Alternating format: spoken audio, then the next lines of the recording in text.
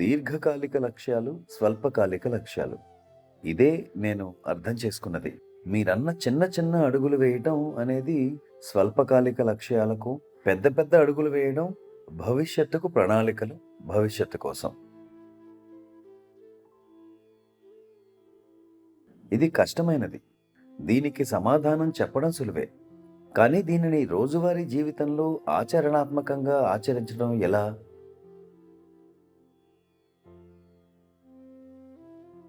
Babuji's statement. He says, lead a life in such a way that you are going to die the very next moment. మీరు మరుక్షణమే చనిపోతున్నారన్నట్టుగా మీ జీవితాన్ని గడపండి అని బాబూజీ మహారాజ్ అనేవారు. అంటే అటువంటి వైఖరితో అన్నమాట. దయచేసి దీనిపై ధ్యానించి అది మీకు ఏం తెలియచేస్తుందో గమనించండి. We have no other choice but to take one step at a time.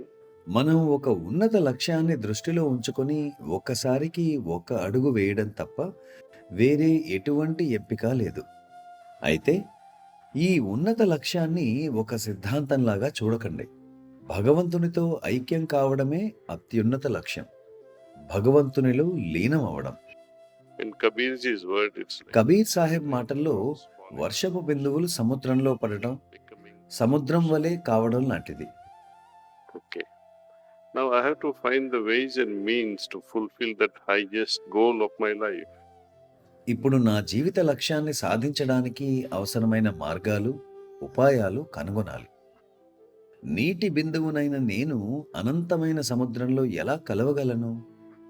అది కేవలం నేను నీటిలా మారడం ద్వారా మాత్రమే.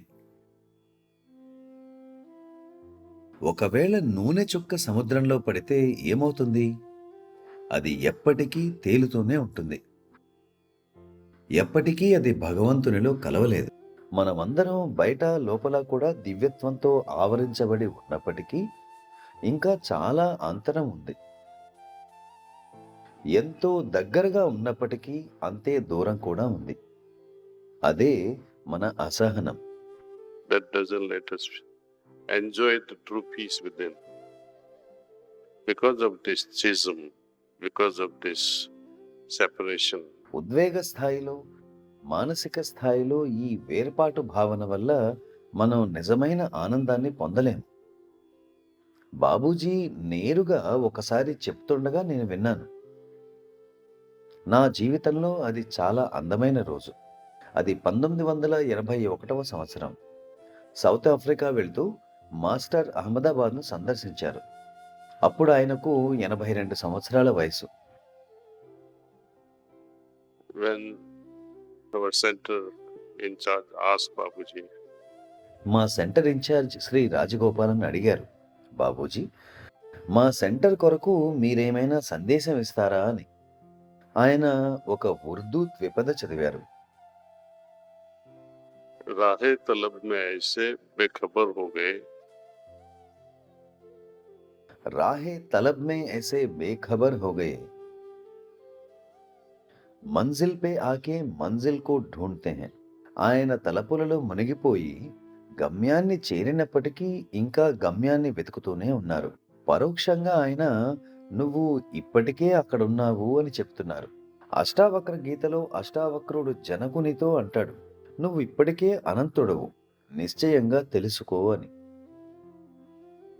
now when Astavakra talks like that, అష్టావక్రుడు నీవు బ్రహ్మానివి అని అన్నప్పుడు బాబూజీ లాంటి వారు నువ్వు ఇప్పటికే అక్కడ ఉన్నావు అని అన్నప్పుడు మనం అప్పటికే చేరుకున్నామనే తప్పు అభిప్రాయం కలగడానికి అవకాశం ఉంది.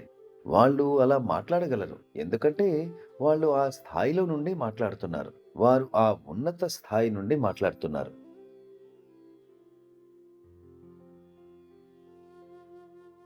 గమ్యం గురించి ఆందోళన చెందవద్దు, మీరిప్పటికే చేరుకున్నారని భావించండి అనే ప్రకటనను నేను అర్థం చేసుకుంటే నాకు అది సాక్షాత్కారాన్ని ఇస్తుందా? consider that you have already reached. This happens when you have absolute faith in the path. ఇది మీకు మార్గంపై సంపూర్ణ విశ్వాసం కలిగి ఉన్నప్పుడు జరుగుతుంది. నేనిప్పటి వరకు అనుభూతి చెందినది వృద్ధి చెందుతూనే ఉంది. ఏదో ఒక రోజు నేను గమ్యాన్ని చేరుకోగలను అని మీ వ్యక్తిగత అనుభవాలు మీకు తెలియజేస్తాయి. ఇది మీకు ఎంత ఓదార్పును, పరమానందాన్ని కలిగిస్తుందంటే అప్పుడు మార్గమే నీ గమ్యం అవుతుంది. मंजिल पे आके मंजिल को ढूंढते हैं मीन्स మంజిల్ పే ఆకే మంజిల్ కో ఢూంఢతే హై అంటే ఈ మార్గంలోకి వచ్చి దీన్ని విడవకుండా అంటిపెట్టుకుని ఉంటే మీరు గమ్యాన్ని చేరినట్లే. మీరు ప్రతిరోజు కదులుతూనే ఉండాలి. మీ సాధనను గంభీరంగా తీసుకోండి.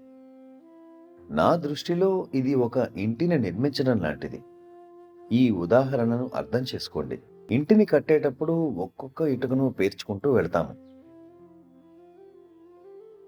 the spiritual empire that we are building for ourselves మన కోసం మనం కట్టుకుంటున్న ఈ ఆధ్యాత్మిక సామ్రాజ్యం అంటే ఆధ్యాత్మిక స్థితులన్నింటినీ పోగు చేసి మన చుట్టూ లేక మన లోపల ఒక కోటను నిర్మించటం.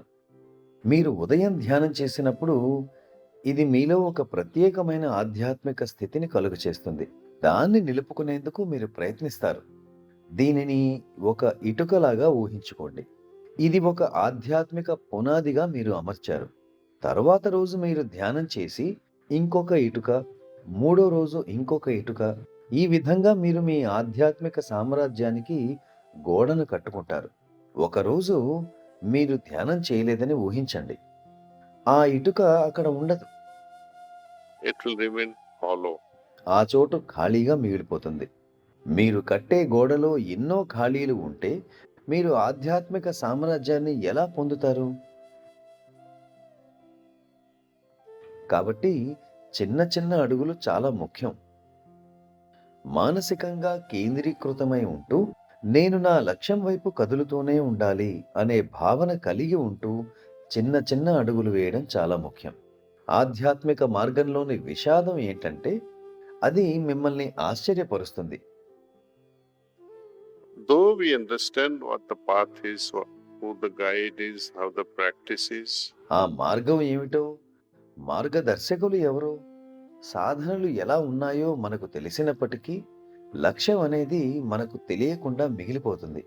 మనకు ఆ అంతిమ స్థితిని గ్రహించగల సహజ జ్ఞానం ఉండదు కాబట్టి బాబూజీ దీనిని తెలియని దాని వైపు ప్రయాణించడం అంటారు. proceed towards unknown. ఆయన చెప్పిన నా సహచరులందరినీ అభినందిస్తున్నాను అనేది ఒక వాక్యమైతే, రెండవది తెలియని దాని వైపు పయనించండి. గమ్యం ఎంతో దూరంలో లేదు. నిరంతర స్మరణ దీనికి ఉపకరణం. మీ అందరికీ దీవెనలు. కాబట్టి ఆయన గమ్యాన్ని ఇచ్చారు. దానిని చేరడానికి ఉపాయాలను, మార్గాలను ఇచ్చారు. మరి మీకు ఇంకేం కావాలి? People say, can you define the goal? ప్రజలు మీరు గమ్యాన్ని నిర్వచించగలరా అని అడుగుతుంటారు. గమ్యం అనేది నాకు తెలియకపోయినా నేను ఏ దిశలో వెళ్తున్నానో నాకు తెలుసు. నాకు శాంతి అనుభూతినిచ్చే దిశ, నాకు ఆనందాన్నిచ్చే నా దిశ. ఆనందం, ప్రశాంతత, నిశ్చలత, పరమానందం ఇవన్నీ పొందేది మీరు వెళ్ళే దిశలో ఉన్నాయి. మీరు ఏదైనా ఆలోచన లేదా చర్య వలన నిరాశకు లోనైతే ఆ ఆలోచన నుండి దూరంగా ఉండండి. That's your heart saying, don't do it. మీ హృదయం ఆ పని చేయవద్దు అని చెప్తున్నది. మీరు ఏ పని చేసే ముందైనా మీ హృదయం భారంగా మారితే మీ ఆత్మ మీరు ఆ పని చేయకూడదు అనుకుంటున్నది అనే సూచనగా మీరు తప్పక తెలుసుకోవచ్చు.